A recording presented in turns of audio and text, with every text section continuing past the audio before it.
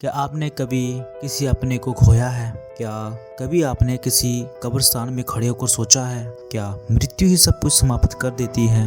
दुनिया कहती है कि मृत्यु अंत है। विज्ञान मृत्यु को जीवन का अंतिम पड़ाव मानता है, लेकिन लगभग 2000 वर्ष पहले एक व्यक्ति ने कब्र के सामने खड़े होकर एक ऐसी घोषणा की जिसने इतिहास बदल दिया।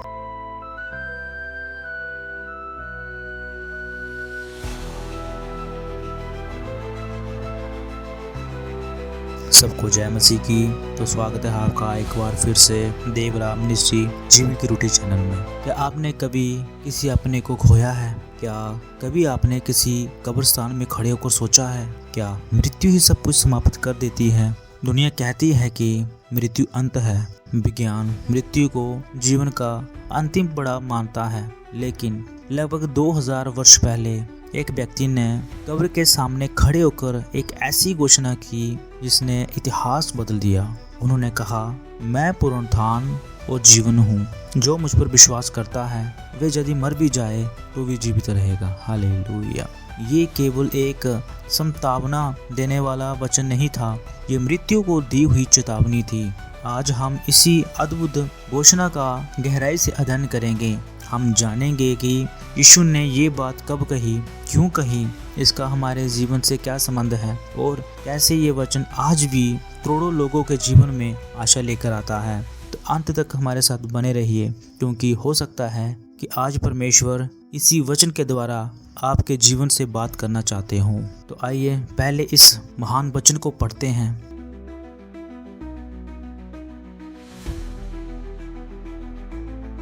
यीशु ने उससे कहा, पुनरुत्थान और जीवन मैं ही हूँ। जोना की 11:25-26 में लिखा है, यीशु ने उससे कहा, पुनरुत्थान और जीवन मैं ही हूँ। जो मुझ पर विश्वास करता है वे यदि मर भी जाए तो भी जीवित रहेगा, और जो कोई जीवित है और मुझ पर विश्वास करता है वे अनंत काल तक कभी न मरेगा। क्या तू इस बात का विश्वास करती है? ये वचन केवल मार्था के लिए नहीं था, ये मेरे और आपके लिए भी है। इस घटना की पृष्ठभूमि क्या है? किसी भी वचन को सही तरीके से समझने के लिए उसका संदर्भ जानना आवश्यक है। ये घटना यूहन्ना अध्याय 11 में मिलती है। यरूशलेम के पास एक छोटा सा गांव था, बैतनिय्याह। वहाँ 3 भाई बहन रहते थे, मार्था, मरियम और उसका भाई लाजर। ये तीनों यीशु के बहुत प्रेमी थे। बाइबल स्पष्ट रूप से कहती है यूहन्ना 11:5 में, यीशु मार्था और उसकी बहन और लाजर से प्रेम रखते थे। इससे हमें यह महत्वपूर्ण बात सीखने को मिलती है कि परमेश्वर जिनसे प्रेम रखते हैं वे भी कठिनाइयों से अछूते नहीं रहते। बहुत से लोग सोचते हैं यदि परमेश्वर हमसे प्रेम करते हैं तो मेरे जीवन में कोई समस्या नहीं आएगी, लेकिन बाइबल ऐसा नहीं सिखाती। मार्था, मरियम और लाजर परमेश्वर के प्रेमी थे, फिर भी उनके जीवन में एक बहुत बड़ी परीक्षा आई।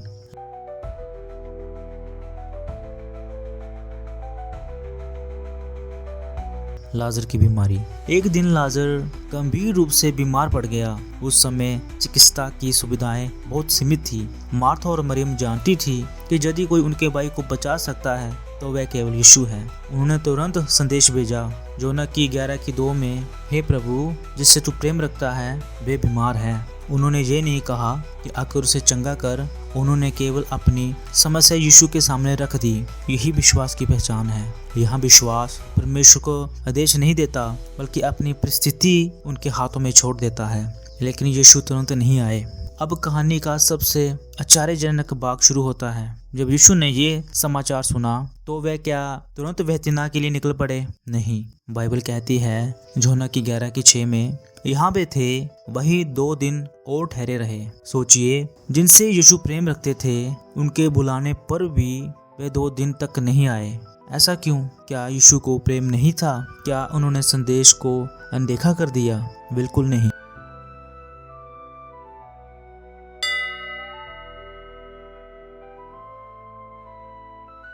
कभी कभी परमेश्वर की देरी हमारे समझ से परे होती है, लेकिन उनकी योजना हमेशा सर्वोत्तम होती है। हम जल्दी चाहते हैं, लेकिन परमेश्वर सही समय पर कार्य करते हैं। उनकी घड़ी कभी आगे नहीं चलती और ना कभी पीछे रहती है। हालेलुया। हमारे जीवन में भी ऐसा होता है। शायद आज आप भी किसी उत्तर की प्रतीक्षा कर रहे हैं। आपने प्रार्थना की, लेकिन अभी तक उत्तर नहीं मिला। आप सोच रहे हैं क्या परमेश्वर मेरी नहीं सुन रहे? मार्था और मरियम ने भी शायद यही सोचा होगा। लेकिन सच्चाई ये है, जब परमेश्वर शांत दिखाई देते हैं तब भी वे कार्य कर रहे होते हैं। उनकी चुप्पी, उनकी अनुपस्थिति नहीं, कभी कभी भी ऐसा चमत्कार करने की तैयारी कर रहे होते हैं जिसकी कभी हमने कल्पना भी नहीं की होती। पहले आत्मिक शिक्षा। इस घटना से पहली शिक्षा हमें यही मिलती है कि परमेश्वर की देरी उनके इनकार का प्रमाण नहीं होती।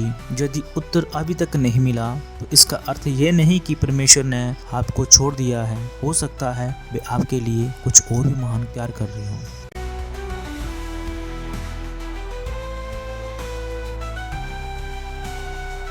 लाजर की मृत्यु।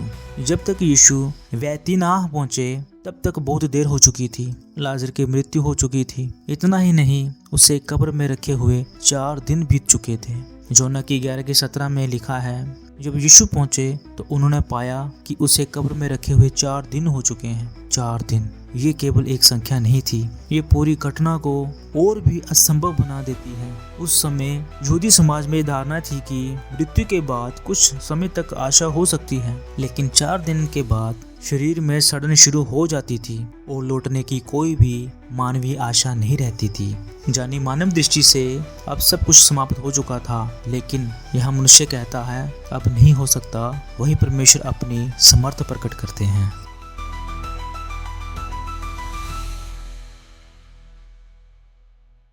मार्था का दुख। जैसे ही मार्था को पता चला कि यीशु आ रहे हैं, वे उनसे मिलने दौड़ी। उसके शब्द दर्द से भरे थे।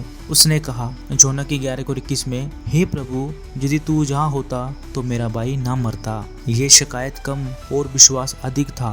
मार्था जानती थी कि यदि यीशु वहाँ होते तो लाजर बच जाता, लेकिन वे अभी भी पूरी तरह नहीं समझ पा रही थी कि यीशु केवल रोगों पर ही नहीं बल्कि मृत्यु पर भी अधिकार रखते हैं। कई बार हम भी परमेश्वर की सामर्थ्य को अपनी समझ की सीमा में बांध लेते हैं। हम सोचते हैं यदि ये पहले हो जाता, यदि वे अवसर मिल जाता, लेकिन परमेश्वर के लिए कभी भी बहुत देर नहीं होती।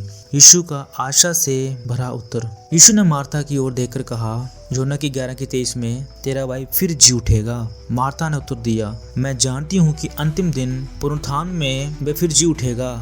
मार्था भविष्य के पुनरुत्थान पर विश्वास करती थी, लेकिन यीशु उसे केवल भविष्य की आशा नहीं देना चाहते थे। वे उसे वर्तमान में खड़े परमेश्वर से मिलवाना चाहते थे। और तभी यीशु ने वहां महान घोषणा की, मैं पुनरुत्थान और जीवन हूँ। जो मुझ पर विश्वास करता है वह यदि मर भी जाए तो भी जीवित रहेगा। ये यीशु के मैं हूँ कथन में से एक है। यीशु ने ये नहीं कहा मैं पुनरुत्थान दूंगा, उन्होंने कहा मैं ही पुनरुत्थान हूँ।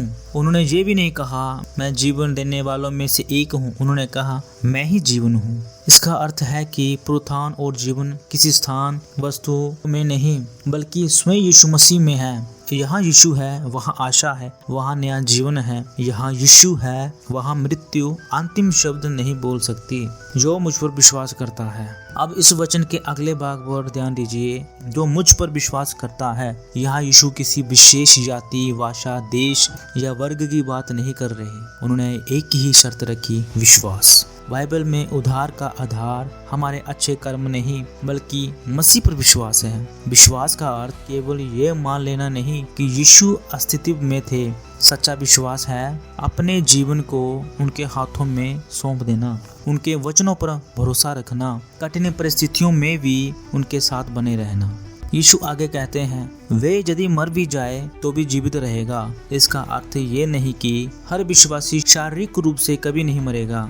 बाइबल स्पष्ट करती है कि इस पृथ्वी पर प्रत्येक मनुष्य एक दिन शारीरिक मृत्यु का सामना करेगा, लेकिन जो मसीह में है उसकी मृत्यु अंत नहीं है। विश्वासी के लिए मृत्यु एक दरवाजा है जो उसे इस स्थायी संसार से परमेश्वर की अनंत उपस्थिति में ले जाता है। यही कारण है कि प्रामाणिक मसीह मृत्यु का सामना भी आशा के साथ करते थे, क्योंकि उन्हें विश्वास था जिस प्रभु ने लाजर को बुलाया वही एक दिन अपने सब विश्वासियों को भी जीवन देगा। दूसरी आत्मिक शिक्षा। इस घटना से हमें बहुत बड़ी शिक्षा मिलती है। हमारे सबसे बड़ी समस्या मृत्यु नहीं बल्कि मसीह से दूर होना है। यदि हमारे पास यीशु है तो हमारे पास अनंत जीवन की आशा है, लेकिन यदि हमारे पास सब कुछ है और मसीह नहीं तो हमारे पास सबसे महत्वपूर्ण चीज नहीं।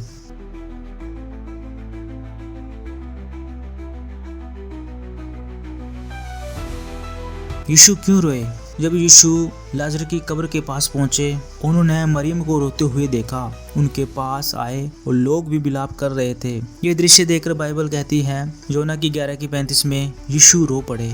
ये बाइबल का सबसे छोटा वचन है, लेकिन इसका अर्थ बहुत गहरा है। जरा सोचिए, यीशु जानते थे कि कुछ ही क्षणों में लाजर जीवित होकर बाहर आने वाला है, फिर भी वे रोए। ऐसा क्यों?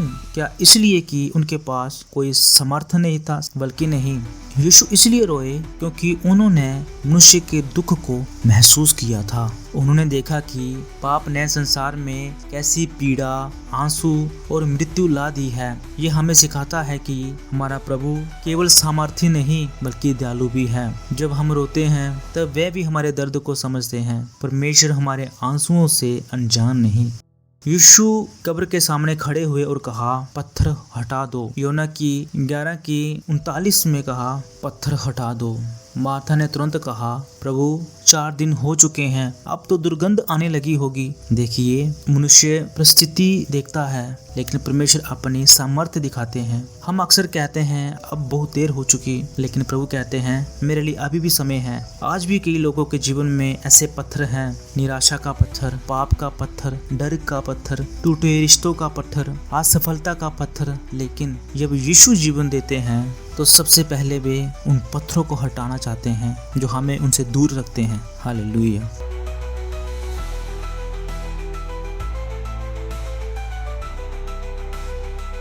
लाजर का बाहर आना। लाजर बाहर आ।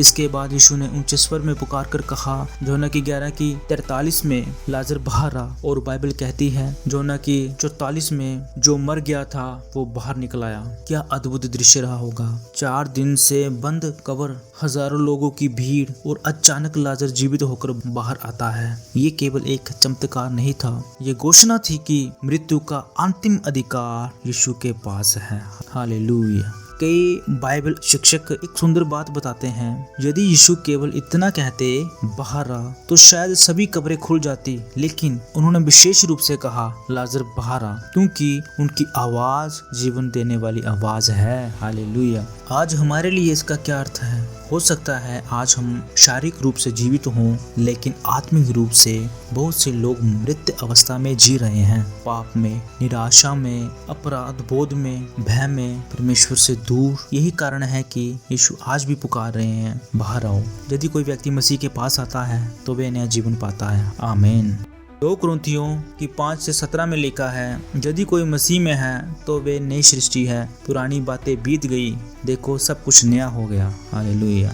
जिस सच्चा पुनरुत्थान है, जब पाप में मरा हुआ मनुष्य मसीह में नया जीवन प्राप्त करता है।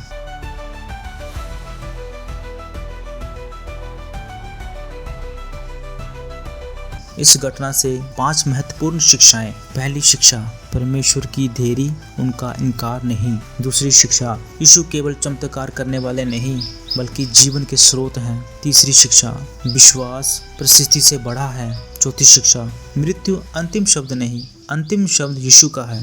पांचवी शिक्षा, जो मसीह पर विश्वास करता है उसके लिए अनंत जीवन निश्चित है। निष्कर्ष, प्रिय भाइयों, शायद आज आपके जीवन में भी कोई ऐसी परिस्थिति हो जो आपको मरी हुई लगती है। हो सकता है आपकी आशा टूट चुकी हो, आपका विश्वास कमजोर हो गया हो, आपका परिवार संकट में हो, जहाँ आप समय परमेश्वर से दूर चले गए हो। याद रखिए, जिस प्रभु ने लाजर को कब्र से बाहर बुलाया वही प्रभु आज भी जीवित है। उसकी सामर्थ्य कम नहीं हुई, उनका प्रेम समाप्त नहीं हुआ और उनकी आवाज आज भी हर एक उस व्यक्ति को पुकार रही है जो विश्वास के साथ उसके पास आता है।